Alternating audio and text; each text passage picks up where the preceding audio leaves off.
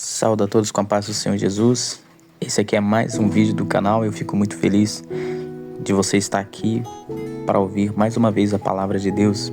Quero já pedir que você abra sua Bíblia no livro de 2 Crônicas, 2 Crônicas, capítulo 7, versículo 15. Vamos ler a palavra de Deus. Se você não puder, apenas escute aquilo que será falado aqui. Se você não puder abrir a Bíblia, apenas ouça com atenção o que a palavra de Deus diz. A palavra diz assim: estarão abertos os meus olhos e atentos os meus ouvidos à oração que se fizer neste lugar. Essa declaração foi feita pelo próprio Deus. Logo depois que o templo de Salomão foi edificado, Deus fez essa declaração a respeito desse lugar. Naquele momento, a glória de Deus desceu sobre o templo.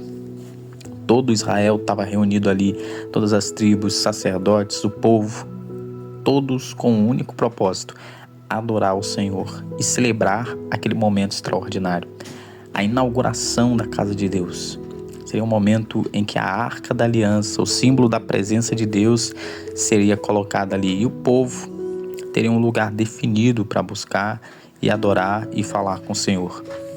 Mas isso não começou ali. Desde os dias de Moisés, Deus já havia estabelecido que o povo deveria adorá-lo em um lugar determinado por ele. Até então, esse lugar era o tabernáculo, aquele que Deus mandou construir no deserto. E Deus não apenas mandou construir, como também mostrou tudo para Moisés. Todo o projeto, os detalhes, a estrutura. Por isso ele diz: tenham cuidado, falando para Moisés, tenham cuidado de fazer tudo conforme o modelo que você viu no monte. Moisés viu e depois desceu para edificar. E a Bíblia diz que Deus deu sabedoria aos homens que trabalhavam naquela obra. Artífices, trabalhadores capacitados pelo próprio Deus para construir, para fazer, para confeccionar cada material, cada peça que seria usada naquele tabernáculo. Então o tabernáculo era muito bonito, era bem construído, era feito com zelo. E ali a presença de Deus se manifestava. Anos depois, surge um desejo no coração de Davi de construir um templo para o Senhor. Deus não havia exigido que se construísse para ele um templo, mas recebeu aquilo como oferta de Davi. Ele disse: você não construirá, mas o seu filho construirá. Davi então prepara tudo: ouro, prata, materiais. É como ele diz assim, é como se ele dissesse: eu não vou construir, mas vou deixar tudo pronto. Então Salomão assume essa missão e com sabedoria, com dedicação, com zelo, ele constrói um templo monumental. Um templo grande, rico, revestido de ouro. Cada detalhe cuidadosamente trabalhado, era algo assim muito espetacular. E quando esse templo foi dedicado a Deus, a glória de Deus desceu. A Bíblia diz que a casa se encheu de fumaça e os sacerdotes não conseguiam nem permanecer ali, de tão intensa que era a presença de Deus. Mas o tempo passou, o povo foi levado cativo e aquele templo foi destruído. E anos depois, ao retornarem, quando eles retornaram da Babilônia, eles começaram a reconstruir.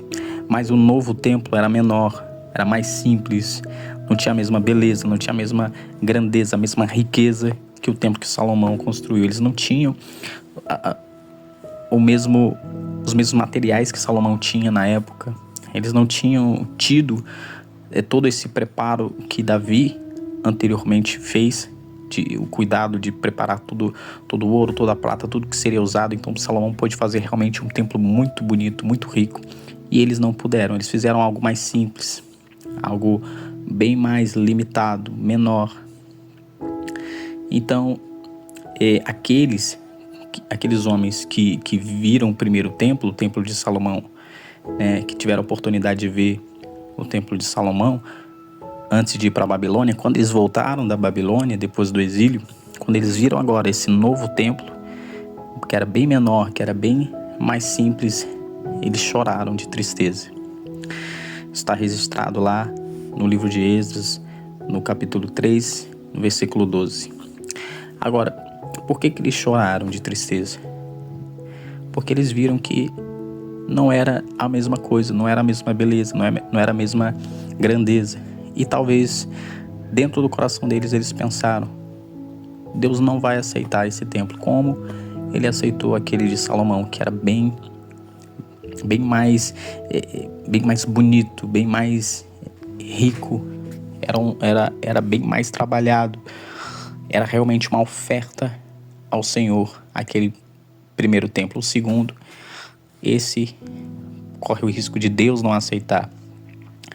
Mas Deus levanta um profeta e declara, Ageu capítulo 2, versículo 9, a glória dessa última casa será maior do que a da primeira. E naquele momento nada aconteceu, não houve fogo do céu, não houve fumaça enchendo o templo, mas a promessa foi liberada, a glória será maior. Deus aceitou esse templo e a sua glória ainda será maior do que do primeiro templo. E como isso se cumpriu? Anos depois, Deus não desce como nuvem, não desce como fumaça, como foi no primeiro templo, mas ele vem de outra forma. A Bíblia diz que ele se faz carne e habitou entre nós. Jesus Cristo entra naquele templo e lá ele ensina, lá ele cura, lá ele caminha. Tudo isso está registrado nas Escrituras. Em vários momentos, o próprio Senhor Jesus, o próprio Deus visitando aquele templo e ali a sua glória sendo manifestada. Então, a glória não estava descendo, em outras palavras, estava ali, presente, agindo, caminhando, andando. Por isso, a segunda casa teve uma glória maior. Por isso foi mais grandioso, por isso foi mais espetacular do que o primeiro. Então surge um problema. Hoje nós não temos mais templo algum, não temos nem o primeiro e não temos nem o segundo. Posteriormente veio a ser destruído. No ano 70 depois de Cristo, esse segundo templo, ele foi completamente destruído. Algo que o próprio Senhor Jesus havia profetizado, quando ele disse, não ficará pedra sobre pedra que não seja derrubada. E agora? Se não temos mais templo, não temos mais aquele lugar onde Deus disse que ouviria, onde ele declarou que seus ouvidos estariam abertos, nós não temos mais aquela casa, essa casa não existe mais. Então como que nós podemos fazer hoje? O que restou para nós hoje? E a resposta não está em reconstruir o lugar. Eu fico vendo algumas pessoas impressionadas, ansiosas até, quando se ouve falar na mídia que estão prestes a reconstruir o templo de Salomão lá em Jerusalém, vão fazer o terceiro templo e já estão preparando as coisas. Os judeus já estão preparando as coisas do templo e vai ser um grande templo, vai ser algo magnífico, algo grandioso. E todo mundo, inclusive cristãos, olhando para isso com expectativa, com alegria. Mas a verdade é que a resposta de Deus não é reconstruir um lugar. O que nós precisamos é entender aquilo que Deus já fez. Porque aquilo, ou seja, a destruição do templo nunca foi o fim. Aquilo, na verdade, o templo de Salomão, ele era, na verdade, uma sombra, como a palavra vai dizer, que as coisas da lei eram sombras de bens vindouros, coisas que iam se manifestar. E o que aquele templo representava? Bom, lá atrás, Deus disse que escolheria um lugar. Está registrado em Deuteronômio, capítulo 12, versículo 5. Depois, esse lugar se manifestou no templo, e ali ele disse, 2 Crônicas, capítulo 7, versículo 15, meus olhos estarão abertos e meus ouvidos atentos à oração feita nesse lugar. Mas Deus nunca esteve preso àquele lugar. Ele estava apontando para algo maior. O próprio Salomão, quando ele construiu o templo, ele disse, como que eu vou edificar uma casa para Deus se nem os céus dos céus o podem conter? Isso aqui é apenas para a gente entrar e queimar incenso para Ele. Ele não pode habitar aqui, ela é muito grande, ele é infinito, ele não cabe nesse espaço limitado. Agora o momento chegou. Deus não desceu mais em forma de nuvem, não encheu mais um prédio com fumaça, ele fez algo maior, ele se fez carne. Isso está lá em João, capítulo 1, versículo 14. O templo não era mais algo feito de ouro ou de pedras do tabernáculo, agora era feito do próprio Cristo. É o próprio Senhor Jesus. E foi por isso que ele disse em João capítulo 2, versículo 19: destruam esse templo e em 3 dias eu levantarei. Eles olharam para as pedras, os judeus ficaram escandalizados, todo mundo pensando que ele estava falando algo contra o templo, mas ele estava falando de si mesmo, porque ele é o verdadeiro templo, ele é o verdadeiro tabernáculo, ele é o lugar onde Deus habita. E agora tudo muda, porque se antes o homem ia até o templo, hoje o homem entra em Cristo. E quando ele está em Cristo, ele não está tentando chegar até Deus, ele já foi inserido na presença de Deus. Não importa onde ele esteja, não importa o lugar, o país, o ambiente, se ele está em Cristo, ele está no lugar onde Deus ouve.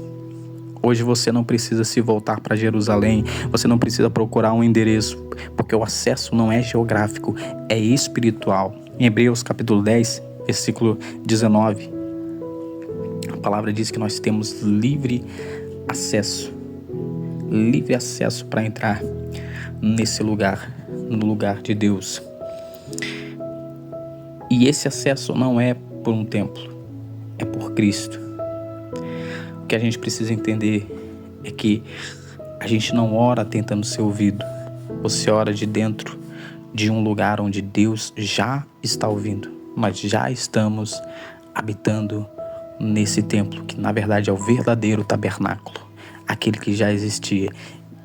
Esse tabernáculo é o próprio Cristo, porque em Cristo os olhos do Senhor estão abertos e os seus ouvidos atentos para toda a oração que fizermos nele. Não é um prédio, mas é ele. O templo não foi perdido, na verdade, o templo foi revelado,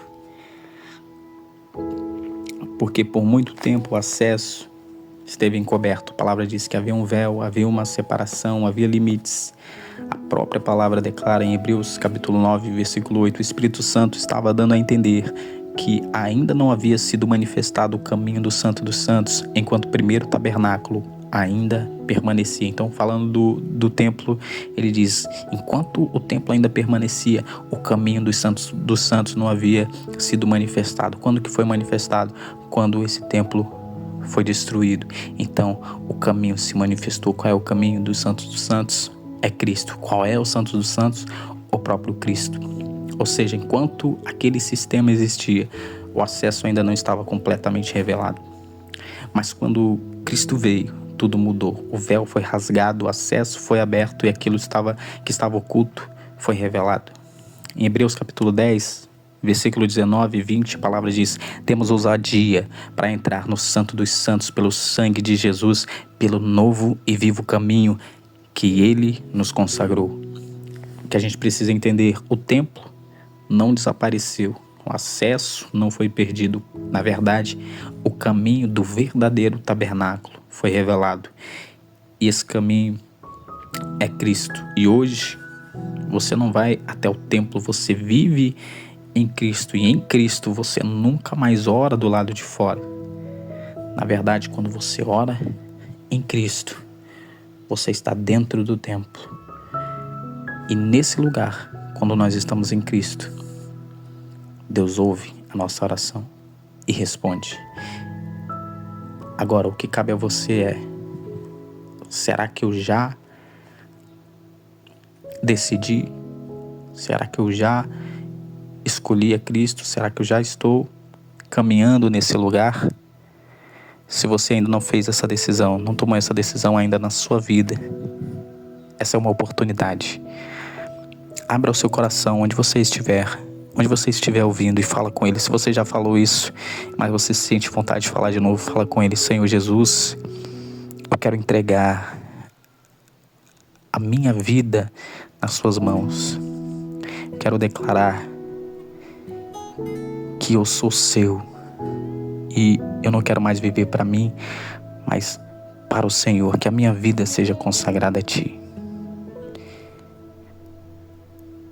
Fale em nome do Pai, em nome do Filho e do Espírito Santo. Eu encerro esse vídeo fazendo um convite para você que está ouvindo e mora na Gardenia Azul, que quinta-feira é dia de culto, endereço Rua Zacarias, número 20, Chico City, Gardenia Azul. Se você está longe, procure uma igreja próxima de você, uma igreja evangélica. Vá com o propósito de se ajuntar a esses irmãos que já estão congregando nesse que é o verdadeiro tabernáculo do Senhor. Vá se juntar a eles em oração, em adoração. Fico com essa palavra em nome de Jesus. Em nome de Jesus. Amém.